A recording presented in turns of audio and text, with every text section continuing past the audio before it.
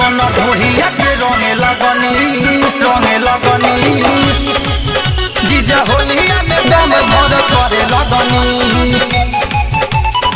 चिकन ढोहिया के रंगे लगनी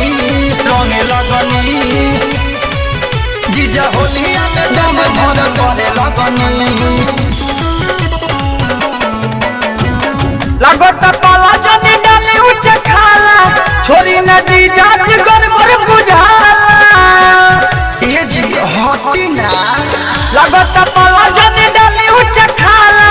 छोरी नदी जात गड़बड़ बुझाला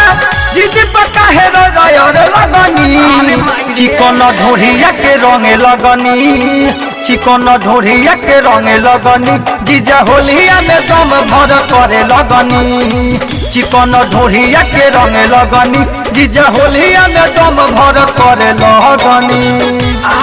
परांग को छुड़का जी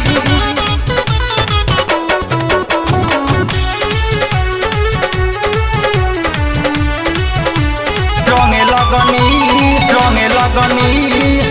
जीजा होलिया में दम भर करे लगनी चाली के रंग पूरा कदनी गीला टाइट सामान हमार हो गईल ढीला टाइट सामान हमार हो गईल ढीला चाली के रंग पूरा कदनी गीला टाइट सामान हमार हो गईल ढीला टाइट सामान हमार हो गईल ढीला हटी न दूर जनी डाली हाली हाली दोसरा के थाती पमरे लगनी चिकन ढोहिया के रंगे लगनी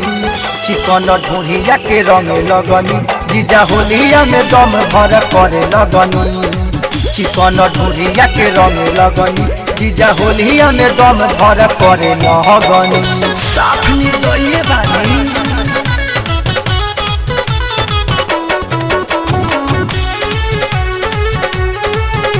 चिकन ढोहिया के रंगे लगनी जीजा होलिया में दम भर करे लगनी बाबा रज रंग ले लाला का लागता पाला जनी रंगी हमार खाला का लागता पाला जनी रंगी हमार खाला का संगीत सवरिया रंग ले लाला का लागता पाला जनी रंगी हमार खाला का लागता पाला जनी रंगी हमार खाला का मिथुन जी का जनी करी मना मानी होली में हमारा से लड़े लगनी चिकन ढोहिया के रंगे लगनी चिकन ढोहिया के रंगे लगनी जीजा होलिया में दम भर करे लगनी चिकन ढोहिया के रंगे लगनी जीजा होलिया में दम भर करे लगनी पानी छोड़वा देनी।